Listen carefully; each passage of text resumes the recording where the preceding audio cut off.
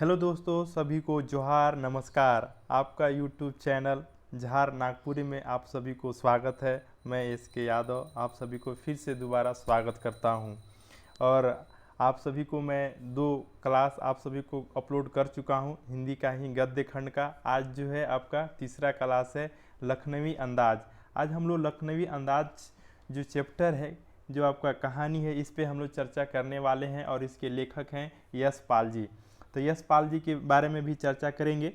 और आप सभी ज़रूर जो है कहानी सुनने के बाद कैसा अनुभव होता है, समझ में आती है कि नहीं क्लास प्रॉपर, तो आप सभी ज़रूर कमेंट बॉक्स में अपना जो बातें हैं, आइडिया जो है ज़रूर विचार को रखें, क्योंकि कमेंट बॉक्स जो है सभी के लिए खुला है। ताइए आज हम लोग चर्चा करने जा रहे हैं लखनवी अंदाज और इसके लेखक जो हैं राइटर यशपाल जी।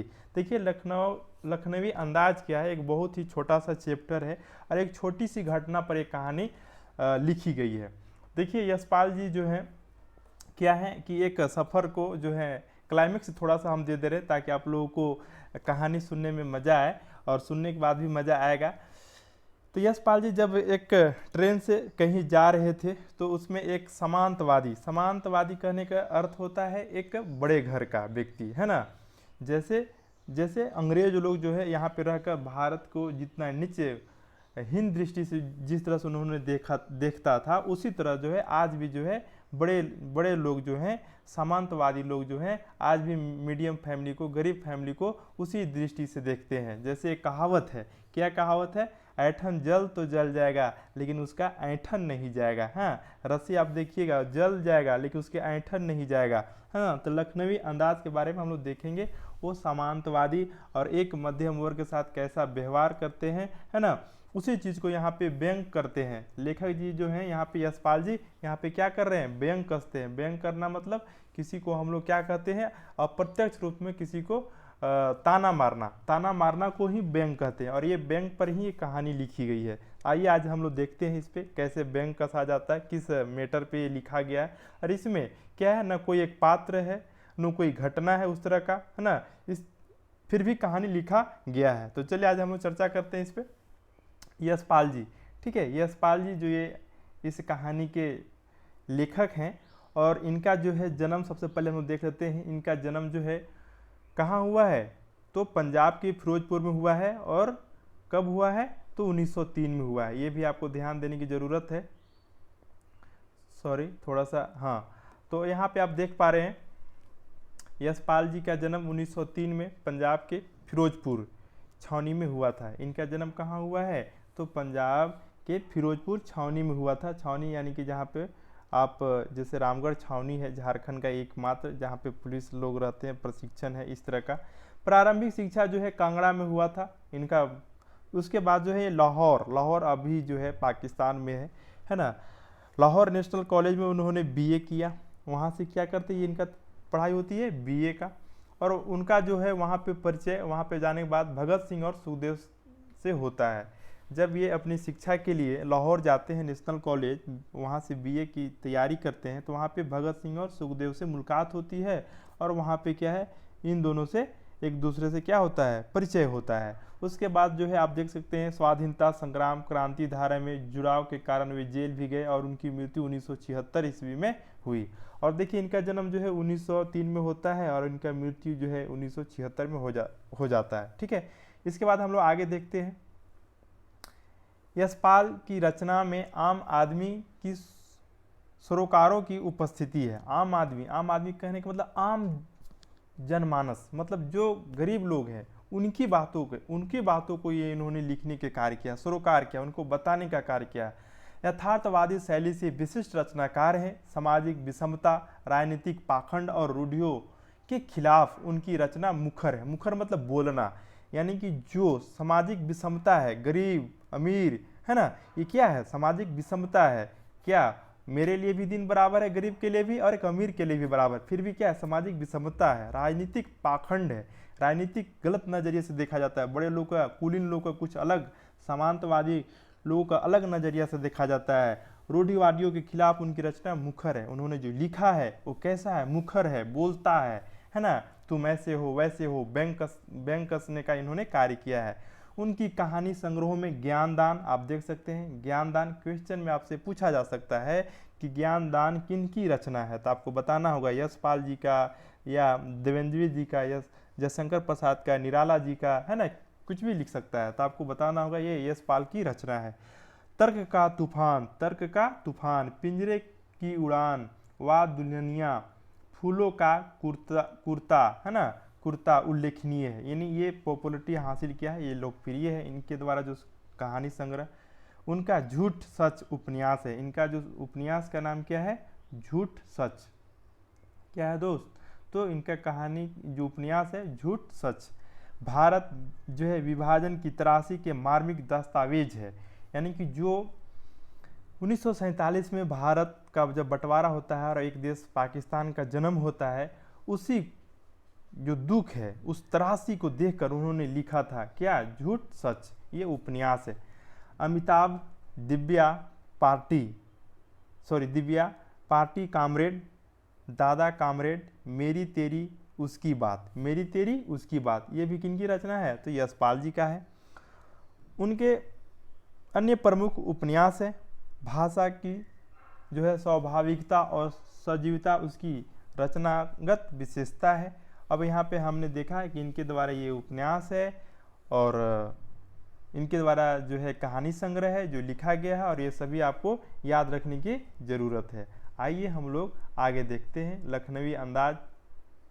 देखिए लखनवी अंदाज क्या है, मैं अभी क्लाइमेक्स कुछ ही समय पहले हमने देने का प्रयास किया था कि एक कुलीन व्यक्ति समाज जो है आपका सामंतवादी व्यक्ति मध्यम वर्ग के लोग को देखकर किस तरह से व्यवहार करता है, इसी पर ये चर्चा किया गया है और उसी पर ये लिखा भी गया है, तो आपको ये ध्यान देने की ज़रूरत है ना। तो चलिए बहुत ही आसानी से मैं कहानी को समझाने का प्रयास करूंगा सरल भाषा में, और आप सभी जरूर शुरू से अंत तक जुड़े रहें, तभी कहानी आप सभी को समझ में आएगा। और इसी से हर चैप्टर का आपका MCQ कराऊंगा, चैप्टर बाय चैप्टर, आप सभी को अकबकाने की ज़रूरत नहीं है, थोड़ा धैर्य बनाए रखिए, और सीक्वेंस में आप सभी को फ्री में आप सभी को ये उपलब्ध कराया जाएगा इसी चैनल पे। तो चलिए नए हैं अगर आप जुड़ रहे हैं इस चैनल से तो सब्सक्राइब कर दें, लाइक कर दें, और अच्छी क्लास लगती है तो दूसरे के पास शेयर भी कर दें, आपसे तो मैं यही मांग सकता हूँ। चलिए तो यहाँ अब हम लोग शुरू करते हैं चैप्टर को। देखिए मुफसिल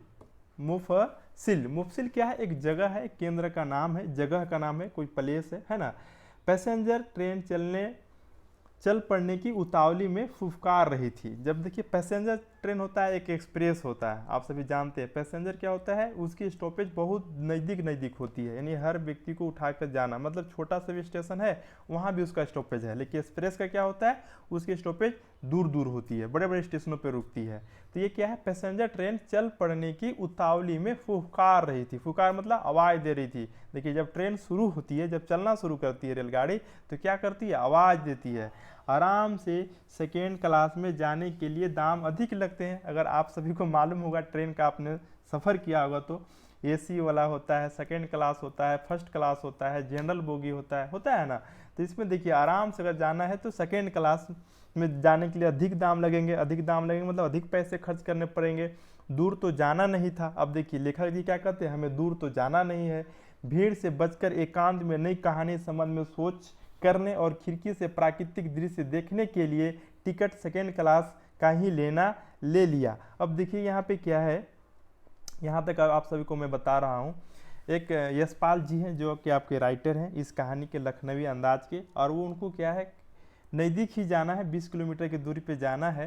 तो वो सोच रहे हैं कि क्यों ना हम सेकेंड क्लास का बोगी ले लेते हैं अपना सीट, क्योंकि उसमें आराम से जाएंगे और प्राकृतिक दृश्यों को देखते जाएंगे, हाँ निहारते जाएंगे खिड़की से।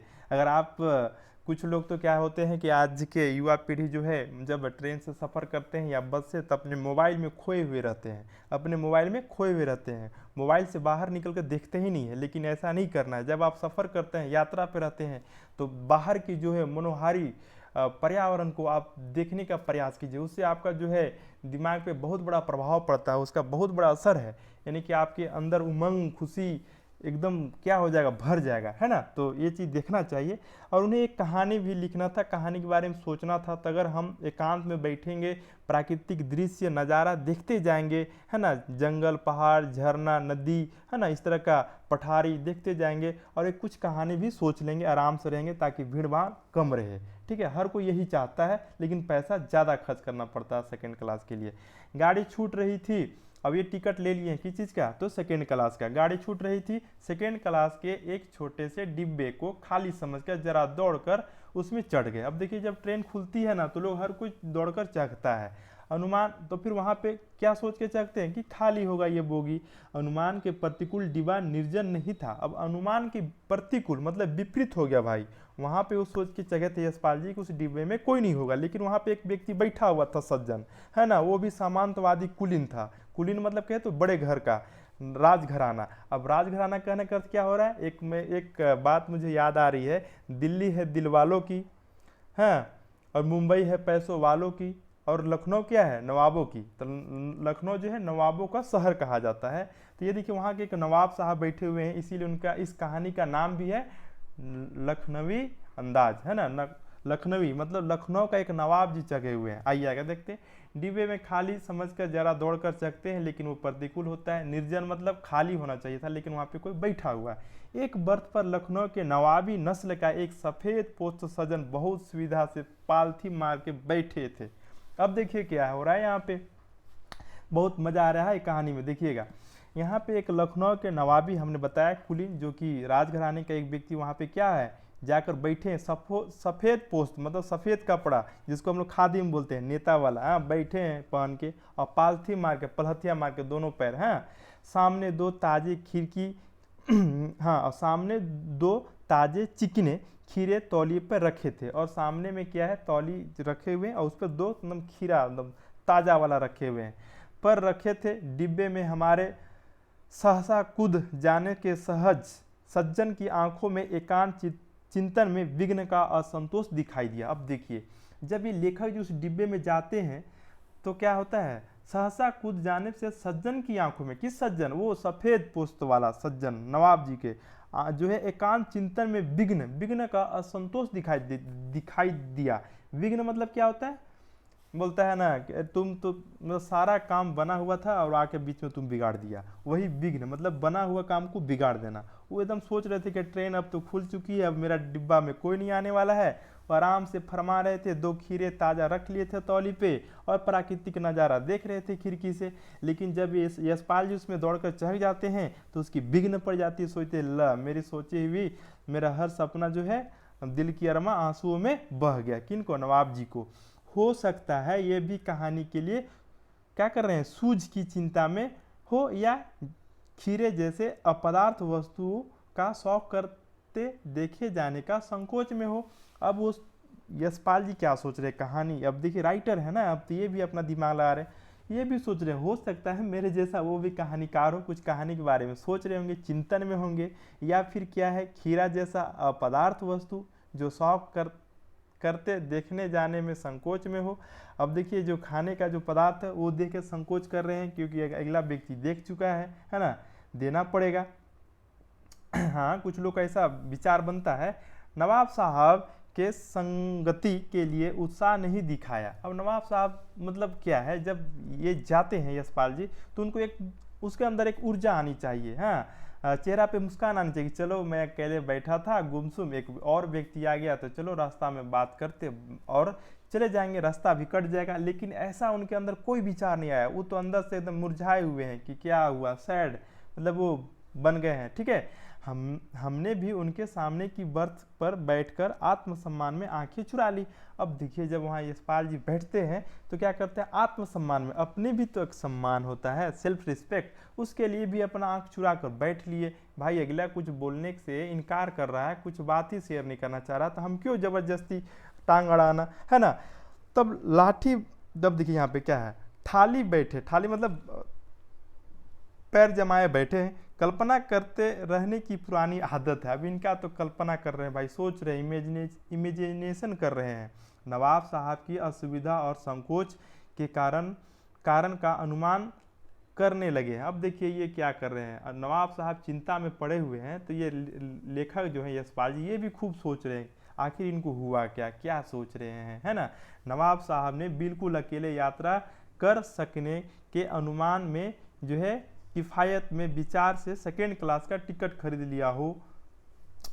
अब वो गवारा ना हो कि शहर में कोई सफ़ेद पोस्ट उन्हें मंझले दर्जे का सफ़र करता देखे। अब देखिए यहाँ तक हम समझाने का आप लोगों को प्रयास कर रहे हैं। क्या है ना कि वो कुलीन व्यक्ति थे, कुलीन व्यक्ति मतलब राजघराने के, और वो सेकेंड क्लास में पैसा दे के लिए थे टिकट। अब ये सोच रहे थे कि हम बड़े इंसान हैं, हम बड़े व्यक्ति हैं, बड़े घर से हैं, तो हम जिस डिब्बे में बैठे उसमें मध्यम वर्ग के लोग ना बैठे। बात समझ रहे हैं। और उसमें क्या है कि मध्यम वर्ग के कोई व्यक्ति उसी उसी रेट से कोई टिकट खरीद के और उसी बोगी में, उसी बर्थ में जाकर बैठ जाता है, तो उसको कैसा लग रहा होगा, बुरा लग रहा होगा।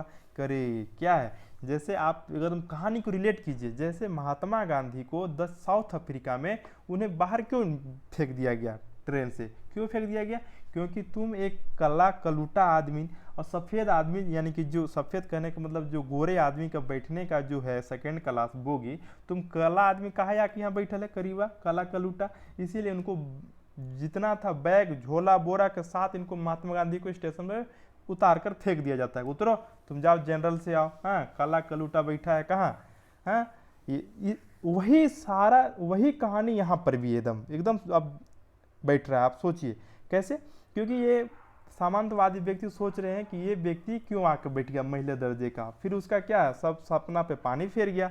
अकेले सफ़र करने का वक्त काटने के लिए खीरे खरीदने होंगे, और अब वह सफ़ेद पोस्ट के सामने खीरा कैसे खाएं। अब सोच रहे हैं कि भाई अब तो ये व्यक्ति बैठ गया है और हम खीरा भी 2 गोल लेकर बैठे हैं, अब कैसे खाएं। कौन सोच रहा है, नवाब जी सोच रहे हैं। हम कनखियों से नवाब साहब की ओर देख रहे थे। अब ये भाई तो सामने आंख में आंख मिला के कैसे देखे, अगला कुछ बात ही नहीं कर रहा है, हाँ वो आंख चुरा रहा है, वो अपने आप में गुमान में है कि हम बड़े हैं, हाँ हम इससे गरीब लोग से क्यों बात करें, इस तरह का भाव है उसके अंदर।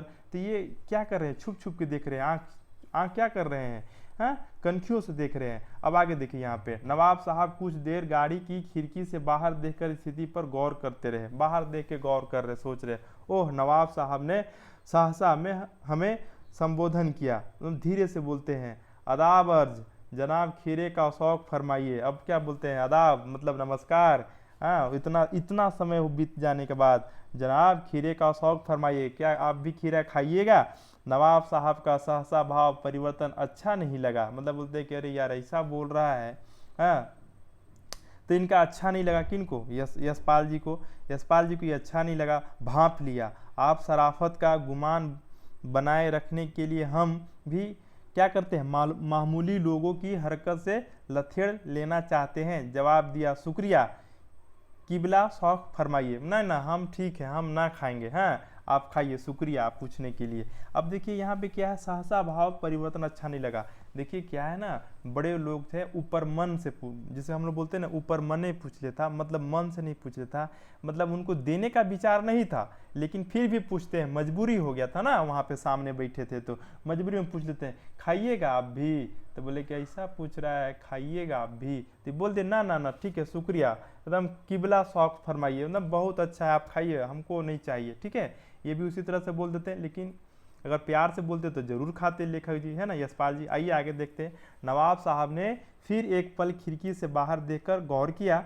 दृढ़ निश्चय से खीरे के नीचे रखा तौलिया झाड़कर सामने बिछा दिया। सीट के नीचे से जो है लोटा उठाकर दोनों खीरों के खिड़की से बाहर धोया, तौलिया से पोंछ लिया, जेब से चाकू निकाला और दोनों खीरों के सिरे के काटे और उनके गोद झाग को निकाला। फिर जो है खीरों को बहुत एहतियात से छीलकर फ्राकों मतलब काटना होता है, और खरीने से तौलिए पर सजाए गए। अब देखिए यहाँ पे क्या है, यहाँ तक हम आपको बता रहे हैं, यहाँ पे जो है यहाँ से यहाँ तक की कहानी जो है आप देखेंगे तो क्या है मैं बता रहा हूँ, ठीक है।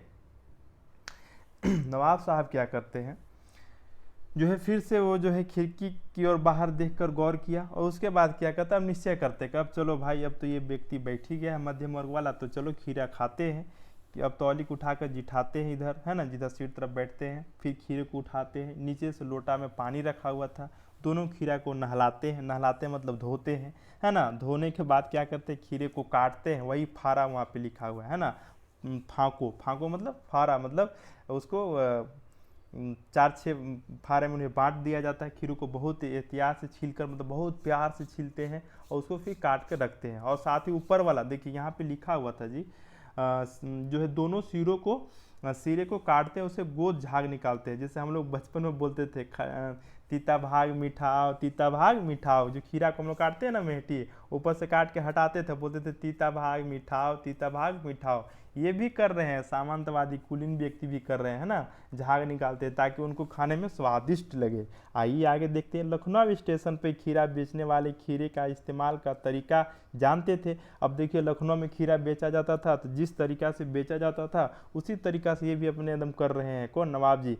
ग्राहक के लिए जीरा मिलाकर, नमक पीसकर, लाल मिर्ची पुड़िया हाजिर कर देते थे। नवाब साहब बहुत जो है करीने से खीरे को, फाकों को जीरा मिलाकर, नमक और लाल मिर्च की जो है सुर्खी बुरके की, उसके प्रत्येक भाव जो है भंगिमा और जबड़ों के स्फुट से स्पष्ट था कि उस प्रक्रिया में उनका मुख जो है खीरे के रसवाद वादन में कल्पना जो है प्लावित हो रहा था, प्लावित हो रहा था। इसका कहने का मतलब कि पसीजना, पानी आना, है ना। अब ये क्या है ना, खीरे को इतना ढंग से उसमें मसाला डालते हैं ना, इस मसाला डालने का मतलब जीरा वहाँ पे मिलाया जा रहा है, नमक मिलाया जा रहा है, पिसा हुआ हल्दी, पिसी हुई लाल मिर्च पुड़िया हाजिर है। अब देखिए तब तो खाने में तो क्या है, उसकी तो चांद लग जाएगा। नवाब साहब बहुत ही करीने से खीरे को, फाकों को जीरा मिलाता है, मतलब बहुत प्यार से, है ना। देखिए एकदम जैसे कि लोग बेचते हैं उस तरह से ये भी कर रहे हैं सारा उसमें। और उसमें क्या है, पानी आ रहा है, पानी तो आना ही है ना, क्योंकि पसीजेगा। नमक अगर डाल दीजिएगा खीरा में, जब देखिए सलाद जब हम लोग बनाते हैं और उसमें नमक हम लोग डाल देते हैं तो क्या होता है, पानी छोड़ देता है। वही वही यहाँ पे लिखा हुआ है ना।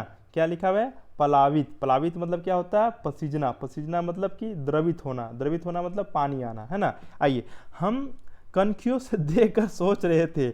अब देखिए गजब, यशपाल जी कनखियों से देख रहे हैं। मियाँ रईस बनते हैं, मियाँ रईस। देखिए एक रईस, रईस एक मूवी भी आया था, किनका?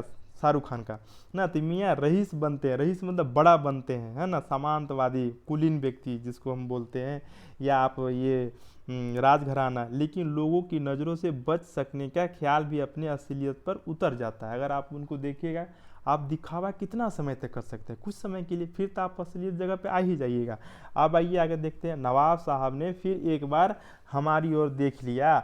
वल्लाह शौक कीजिए लखनऊ का बालम खीरा का। बोलते हैं वाह, ए हेलो मिस्टर, आइए खीरा खाइए बालम खीरा का। क्या खीरा का नाम है? बालम खीरा। कहाँ का है? लखनऊ का है। आइए, नमक मिर्च सब छिड़क दिए हैं, छिड़क दिए हैं। और ताज़े खीरे की जो है पनियाईती फाके देखकर पानी मुंह में जरूर आ गया था। और यशपाल जी को अब देखेंगे उतना मेहनत करते हुए अगला व्यक्ति को, तो मुंह में पानी तो आना ही था। सोचे थे हम भी कुछ खा ले, लेकिन इनकार कर चुके थे ना। आत्मसम्मान निभाना जो है, निभाना की उचित समझा। निभाना मतलब निभाना, आत्मसम्मान मतलब सेल्फ रिस्पेक्ट। उत्तर दिया शुक्रिया, इस वक्त तलब महसूस नहीं हो रही। मैदा भी जरा कमज़ोर है। मैदा मतलब यहाँ पे पेट, मेरा पेट कमज़ोर है भैया, पेट में हमारी खीरा ना पची, है ना। किबला शौक फरमाया, बोला कि अब हम ना खाएंगे, है ना, ये मेरा पेट खराब है। लास्ट बार फिर से पूछता है तो बोल देते, कुछ ऐसा बहाना बना देते हैं ताकि अगला व्यक्ति को भी विश्वास हो जाए और ये व्यक्ति नहीं खाएगा, ये उससे भी समझ में आ जाए। इस वजह से बोल देते हैं मेरा पेट खराब है, आप खाइए, हम ना खाएंगे। नवाब साहब ने तृष्णा आंखों से नमक मिर्च के संयोग से चमकती खीरे के फाकों की ओर देखा। खिड़की के बाहर देखकर दीर्घ निश्वास लिया और खीरे की एक फाके उठाकर होठों तक ले गया, है ना, होठों तक ले गया और सूंघा। स्वाद के आनंद में पलके मुद गई। अब देखिए क्या है कि अब ये यहाँ से अब देखेंगे, यहाँ से जो कहानी में लिखा गया है मैं वही बता रहा हूँ, ठीक है। यहाँ पे देखेंगे नवाब साहब क्या करते हैं, खीरा को उठाते हैं, नमक मिर्च उसमें डाल लेते हैं, छिड़क लेते हैं और उसको उठाते हैं फाकों के, और जो है खिड़की की ओर ले जाते हैं। खीरे को खिड़की से बाहर ले जाते हैं। दीर्घ जो है निश्वास लिया, मतलब लंबा सांस खींचते हैं। खीरे के एक फाके को उठाकर होठों तक ले गए। कहाँ तक ले गए? होठ तक, यानी कि सटाते हैं, हाँ। और फाकों को सूंघा, एकदम स्वाद को सूंघते हैं, स्वाद को आनंद में पलके मूंद गई, मतलब आंख बंद करके लेते हैं, ऐसे इस तरह का कर रहे हैं। मुंह में जो है भर आई पानी का घूंट गले से उतर गया। अब मुंह में एकदम क्या हो गया, पानी आ गया। वो पानी कहाँ चला जाता है, घूंट घूंट गले से उतर गया, मतलब गला से नीचे उतार लेते हैं, है ना, पेट में। जब नवाब साहब ने फांके को खिड़की से बाहर छोड़ दिया, मतलब फेंक देते हैं।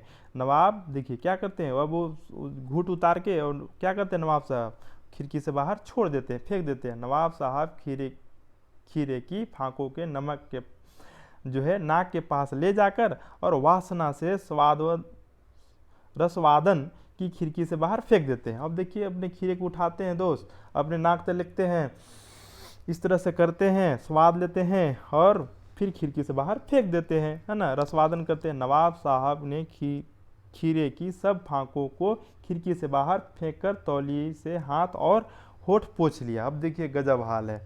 अब देखिए सारा उनको एकदम खुशबू ले लेकर सारा खिड़की से बाहर खीरे को फेंक दिए। गर्व से गुलाबी आंखों से हमारी और देख लिया। अब देखिए फेंकने के बाद अपने तौली से हाथ पोंछते हैं, मुंह पोंछते हैं बिना खाए। हम लोग जैसे मुंह गंदा हो जाता है ना, जूठा हो जाता है खाने के बाद, लेकिन बिना खाए मुंह भी पोंछ रहे हैं, हाथ भी पोंछ रहे हैं।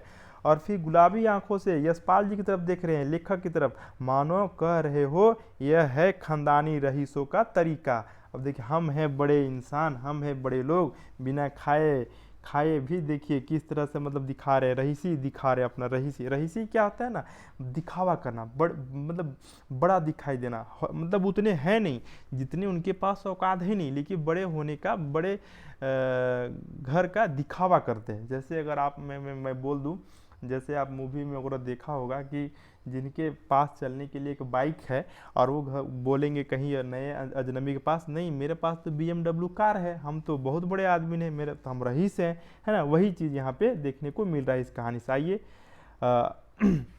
नवाब साहब खीरे की तैयारी और इस्तेमाल से थक कर लेट गए। अब देखिए नवाब साहब जो है ना इतना करते करते वो थक गए और वो क्या करते हैं, हमें तस्लीम से सिर कम कर लेना पड़ा और ये खानदानी तहजीब, नफासत और नजाकत देख के ये क्या करते हैं, वो थक गए बेचारे, फिर सो गए। हम गौर कर रहे थे कि खीरा इस्तेमाल करने के इस तरीके से खीरे का सुगंध और स्वाद की कल्पना से संतुष्ट होने का जो है सूक्ष्म और नफीस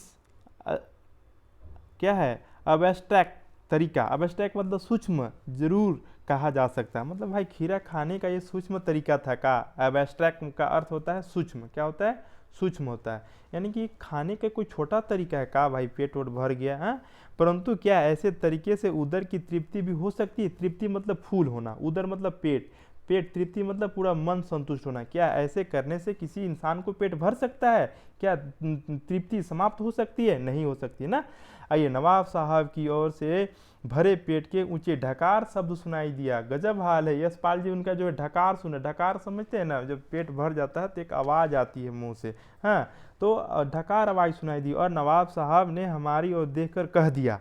अब देखिए अब इधर सर घुमाते हैं और यशपाल जी की तरफ बोलते हैं, लेखक की तरफ, खीरा लजीज होता है लेकिन होता है शकील, मतलब खीरा लजीज है भाई बहुत, मतलब ये लजीज मतलब क्या बोले, कोमल है, लेकिन शकील है मतलब भारी है, क्या नामुराद मैदे पर बोझ डाल देता है, मतलब नामुराद ये जो है ना पेट पे भारी बोझ डाल देता है। खीरा है कोमल, मुलायम सॉफ्ट चीज़ है, फिर भी ये शरीर पे क्या करता है जी, पेट में जाता है तो बोझ बन जाता है, भारी हो जाता है। ज्ञान चक्षु खुल गया। किनका ज्ञान चक्षु खुलता है जी, इनका बात सुन के किनका खुलेगा, राइटर जी को खुलेगा ना। ज्ञान चक्षु खुल गया, पहचाना ये है नई कहानी के लेखक। खीरे की सुगंध और स्वाद की कल्पना से पेट भर जाने का डकार आ सकता है, तो बिना विचार और घटना पात्रों के लेखक की इच्छा मात्र से नई कहानी क्यों नहीं लिखी जा सकती। अब यशपाल जी बस यही सोच के ये कहानी लिख दिया। इस पे क्या लिखा कि देखिए कोई व्यक्ति खीरे का सुगंध और स्वाद से कल्पना से पेट भर सकता है, ध्यान दीजिएगा, खीरे के सुगंध और स्वाद की कल्पना से कोई व्यक्ति जो है अपना पेट भर सकता है, तो हम तो क्या ठहरे राइटर, तो हम जो है बिना विचार, बिना घटना, बिना पात्रों के लेखक कि इच्छा मात्र से नई कहानी क्यों नहीं लिखी जा सकती। अगर हमें लिखने का मन हो तो हम क्यों नहीं लिख सकते। बस यही चीज़ यहाँ पे उन्होंने जो है इस कहानी में इन्होंने लिखने का कार्य किया है। अगर आप सभी को समझ में नहीं आया कहानी तो फिर से हम जो है आपको डिस्क्लेमर दे दे रहे हैं। क्लाइमेक्स यानी क्या है, ये जो है एक सामंतवादी व्यक्ति है, कुलीन व्यक्ति है और एक मझले वर्ग के व्यक्ति उसमें रहते हैं, जो कि एक ही बोगी में बैठकर सफ़र करते हैं। और सेकेंड क्लास का उनका विचार ये रहता है, कुलीन जी का, नवाब साहब का, कि हम बड़े इंसान हैं, बड़े लोग हैं, तो ये बोगी में ये मीडियम वर्ग वाला व्यक्ति क्यों आया है ना। और वो अपने अपने रहन सहन, खाने पीना, हर चीज़ को अपने से बड़े चीज़ दिखाने की कोशिश किया, बड़े बनने का कल्प मतलब करके दिखाया, क्योंकि हम क्या है, एक बड़े हैं, कुलीन हैं, सामंतवादी हैं और जो है मीडियम वर्ग के लोग को किस हीन दृष्टि से वो देखते हैं। आइए देखिए यहाँ पे शब्दार्थ है, ये एग्जाम में भी पूछे जा सकते हैं, तो यह याद रखना। मुफस्सिल है ना, मुफस्सिल क्या है, तो केंद्र स्थान है, कोई जगह है, इर्द गिर्द कोई स्थान कह सकते हैं। सफ़ेद पोश मतलब भद्र व्यक्ति है ना। किफ़ायत मतलब मितव्ययिता, जो समझदारी से उपयोग करता हो, बहुत ही कम खर्च करता हो। अदाब अर्ज मतलब अभिवादन का एक ढंग है। गुमान मतलब भ्रम, गुमान में है ना कि हम बड़े लोग हैं। एहतियात मतलब सावधानी। बुरक देना, छिड़क देना। अस्फुर्न मतलब फड़कना, हिलकना। पलावित मतलब पानी भर जाना। पनियाइत मतलब रसीला। मेदा मतलब आमाशय मतलब पेट। हाँ, तस्लीम तो क्या होता है, सम्मान, क्या होता है, सम्मान। सिर खम करना, सिर झुकाना। तहजीब शिष्टता। नफ यहाँ पे देखेंगे नफासत स्वच्छता है ना। नजाकत कोमलता। नफीज बढ़िया। एब्स्ट्रैक्ट सूक्ष्म, जिसका भौतिक अस्तित्व न हो, अमूर्त हो, छोटा सा हो। शकील आसानी से न पचने वाला। ठीक है, तो ये था इसकी, क्या था, ये भावार्थ था। तो ये भी आपको ध्यान देने की ज़रूरत है। और आज हमने क्या पढ़ा, तो हमने पढ़ा लखनवी अंदाज, और इसमें एक नवाब साहब और एक लेखक जो हैं सफ़र करते हैं। तो यहाँ पे आप देख सकते हैं, और ये इनके लेखक जो थे आपका यशपाल जी, जिनका जन्म 1903 में पंजाब फिरोजपुर में हुआ था। और इनका जो है फिर जब बीए करने लाहौर जाते हैं तो भगत सिंह और सुखदेव सिंह से इन्हें मुलाकात होती है। इनके द्वारा देखिए कहानी जो है, कहानी संग्रह ज्ञानदान है, तर्क का तूफान है, पिंजरे की उड़ान, वाद दुलिया, फूलों का कुर्ता, झूठ का सच, ये उपन्यास है, बहुत ही फेमस हुआ। जो है अमिता, दिव्या, पार्टी, कॉमरेड, दादा, कॉमरेड, मेरी तेरी, उसकी बात, ये इनकी रचना है। तो चलिए आज की कहानी को यहीं पे समाप्त करते हैं। अगर आपको कहानी अच्छा से समझ में आया हो तो अपने दोस्तों के पास शेयर करें। और आप सभी को फ्री में MCQs भी दिया जाएगा। आप सभी को घर बनाने की जो ज़रूरत नहीं है, आप सभी धैर्य बना कर रखें। चलिए सभी लोग को एक बार फिर से आप सभी को नमस्कार। तब तक के लिए आप सभी अच्छे से रहें, मस्त रहें। फिर मिलते हैं नए क्लास में। तब तक के लिए आप सभी को बाय, टेक केयर।